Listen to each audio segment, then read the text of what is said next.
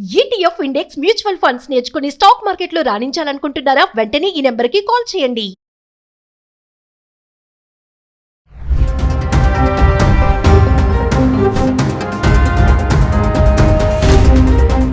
నమస్తే, welcome back to Suman TV. Present మనతో పాటు ఉన్నారు అనలిస్ట్ మందర్ కృష్ణారెడ్డి గారు. నమస్తే సార్. నమస్తే అమ్మా. Sir, H1B visa, OPT, F1 వీటి గురించి మాట్లాడుకుంటే, ఎవరైతే ఓపీటీ, F1 వీసా పైన ఉంటారో వాళ్ళు గనక H1B వీసా గనక మారితే, ఏదైతే ఫీజు రీసెంట్ గా ట్రంప్ తీసుకున్న నిర్ణయం ఏదైతే ఉందో 99 లక్షలు కట్టాలి అని చెప్పేసి, అది మినహాయింపు ఉంటుంది అని చెప్పేసి ఒక వార్త అయితే వస్తుంది. ఒకసారి వివరాలకు వెళ్తే సార్. గతంలో విద్యార్థి దశలో ఉండేటువంటి వాళ్ళు ఎవరైనా సరే, అంటే F1B వీసా మీద వెళ్ళిన వాళ్ళు, F1 వీసా మీద వెళ్ళిన వాళ్ళు, లేదా L1 వీసా మీద ఉండేటి వాళ్ళు కూడా అక్కడ ఆల్రెడీ అమెరికాలో ఉంటే వాళ్ళు H1B వీసాకు అప్లై చేసుకున్నట్టయితే వాళ్ళకి ఏ రకంగా కూడా $1,00,000 కట్టాల్సిన అవసరం లేదు అనే మినహాయింపు ఇస్తూ ఈ మధ్య ప్రకటన వెలువడింది.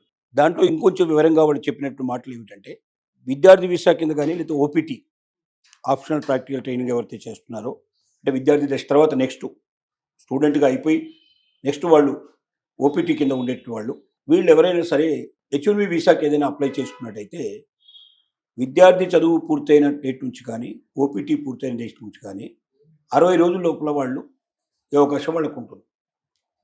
అంటే విద్యార్థి దశలో ఉండేప్పుడే వాళ్ళు H1B వీసాకి అప్లై చేసుకోవచ్చు.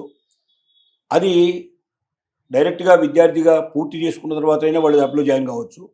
లేకుండా కూడా వాళ్ళకి అంతవరకు ఉన్న చదువు సరిపోతుంది, మిగతాది పూర్తి చేయకపోయినా సరే వాళ్ళకి ఉద్యోగం వస్తున్నా కూడా డైరెక్ట్ వెళ్ళి వాళ్ళు ఉద్యోగంలో జాయిన్ కావచ్చు. లేదా ఉద్యోగం వాళ్ళ చదువు పూర్తయినాక 60 రోజుల లోపల ఎప్పుడైనా సరే ఉద్యోగం సంపాదించుకుని వాళ్ళు ముందుకెళ్ళడానికి అవకాశం ఉంది.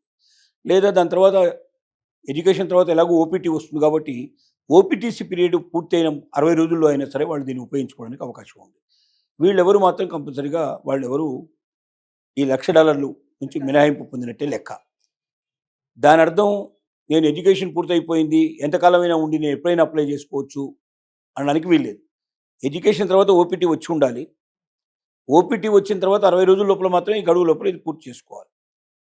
ఓపీటీ తర్వాత 60 రోజుల లోపల కూడా పూర్తి చేసుకోకపోతే తెలుగు టపాలో ఇండియాకు రావాల్సిన పరిస్థితులు ఏర్పడతాయి, వాళ్ళ దేశానికి వెళ్ళాల్సిన పరిస్థితి ఏర్పడుతుంది. అంటే స్టూడెంట్గా ఉన్నప్పుడే తన ఆపర్చునిటీస్ ఎట్లా ఉంటో చూసుకొని H1B వీసా కోసం ట్రై చేసుకోవడం మంచిది. అలాగే ఓపీటీ వచ్చిన తర్వాత కూడా ఉద్యోగ అవకాశాలు వెతుక్కోవడం మంచిది. ఆ రెండు పూర్తయిన తర్వాత, ముందు స్టూడెంట్ తర్వాత ఓపీటీ, ఈ రెండు పూర్తయ్యే లోపల కూడా నీకు జాబ్ దొరకకపోతే మాత్రం 60 రోజుల తర్వాత నువ్వు రిటర్న్ కావాల్సిన పరిస్థితులు ఏర్పడతాయి.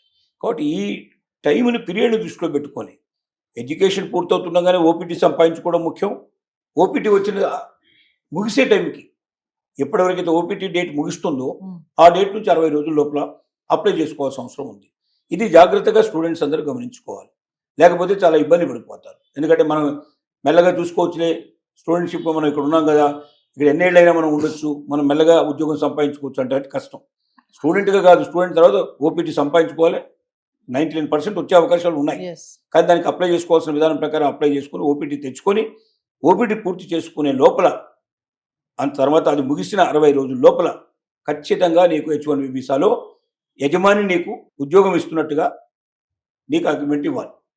నువ్వు స్టూడెంట్ దశలో ఉన్నా కూడా నీ స్టూడెంట్ పూర్తయిన తర్వాత తీసుకుంటానే కూడా ఒకళ్ళు ఇచ్చిన నీకు వర్క్ పర్మిట్, నీకు ఆర్డర్ లెటర్ ఇచ్చిన లెటర్ రూపంలో నీ స్టూడెంట్షిప్ పూర్తయిపోయిన తర్వాత నేను వెంటనే దీంట్లో జాయిన్ చేసుకుంటాను అని ఒక అష్యూరెన్స్ ఇచ్చినా కూడా ఓపీటీ లేకపోయినా ఆ స్టూడెంట్ డైరెక్ట్గా వచ్చి ఉద్యోగంలో జాయిన్ అయ్యే అవకాశం ఉంది. వాళ్ళు కూడా $1,00,000 పే చేయాల్సిన అవసరం లేదు. తర్వాత ఓపీటీ పూర్తయిన తర్వాతనైనా 60 రోజుల లోపల ఉద్యోగం సంపాదించుకోవాలి. అంటే ఈ నిబంధనని జాగ్రత్తగా ఎవరైతే కేర్ఫుల్గా అర్థం చేసుకోరో చాలా ఇబ్బందులు పడతారు. ఇప్పుడున్నటువంటి పరిస్థితి ఏంటంటే, ఇంతకుముందు అంటే ట్రంప్ రాకముందు ఉన్న పరిస్థితి ఏంటంటే, లావిష్గా 540 రోజులు, దాదాపు సుమారుగా 300 నుంచి 500 రోజుల వరకు స్టూడెంట్ షిప్ అయిపోయిన తర్వాత కూడా హాయిగా వాళ్ళు ఉండేవాళ్ళు. అది ముగిసిన తర్వాత కూడా చాలామంది ఉండేవాళ్ళు. మెల్లమెల్లగా ఏదో ఒక జాబ్ ఎత్తుకొని జాబ్లు స్థిరపడేవాళ్ళు.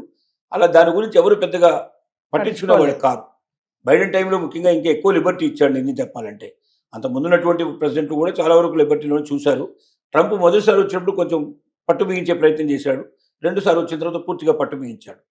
స్టూడెంట్స్ మాకు అవకాశం ఉంది కదా, ఇంకా మేము $1,00,000 కట్టాల్సిన అవసరం లేదు కదా అని ఆలోచించకుండా ఇప్పటి నుంచే ప్రతిరోజు జాగ్రత్తగా ఆలోచించి ఏ జాబ్స్ కనువైన చదువు తను చదువుతున్నాడా, లేక తన చదువుకు అనువైనటువంటి ఉద్యోగాలు ఏం దొరుకుతాయా అనేది రీసెర్చ్ చేసి తెలుసుకొని దానికి సంబంధించిన ఇప్పటి నుంచే విద్యార్థిగా ఉండే అప్లై చేసుకుంటూ ఆ జాబ్కు ఎలిజిబిలిటీ సంపాదించుకొని నా విద్యార్థి దశ ఈ రోజుతో పూర్తి కాబోతుంది, ఆ రోజు నెక్స్ట్ డే నేను మీ దగ్గర వచ్చి జాయిన్ అవ్వడానికి నాకు అవకాశం కల్పించండి అంటూ ముందుగానే వాళ్ళ దగ్గర నుంచి లెటర్ తీసుకునే ప్రయత్నం చేయడం చాలా మంచిది.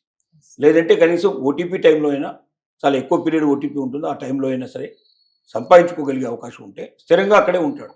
లేకపోతే మళ్ళీ ఇండియాకు లేకపోతే ఎవరి దేశానికి వాళ్ళు వెళ్ళిపోవాల్సిన పరిస్థితి ఏర్పడుతుంది. దీని యొక్క సారాంశం. అంటే F1 వీసా పైన ఎవరైతే ఉంటారో వాళ్ళు అక్కడే ఉండి ఆ పీరియడ్ లోనే H1B వీసా కనుక టర్న్ అవుతే ఈ ఫీజు ఏదైతే ఉందో కట్టాల్సిన అవసరం ఉండదు. అసలు లేదు. ఎస్, ఓటీపీలో కూడా జనరల్ గా స్టూడెంట్ దశ నుంచి ఓటీపీకి వస్తారు. ఓటీపీ అంటే స్టూడెంట్ దశ ముగితేనే ఓటీపీ వచ్చేది మీకు. ఓపీటీ వస్తుంది. ఓపీటీ అంటే అది ఆప్షనల్ ప్రాక్టికల్ ట్రైనింగ్ కాబట్టి ఓపీ టైంలోనే ఇతను ఉద్యోగానికి సంపాదించుకునే ప్రయత్నం చేయాలి.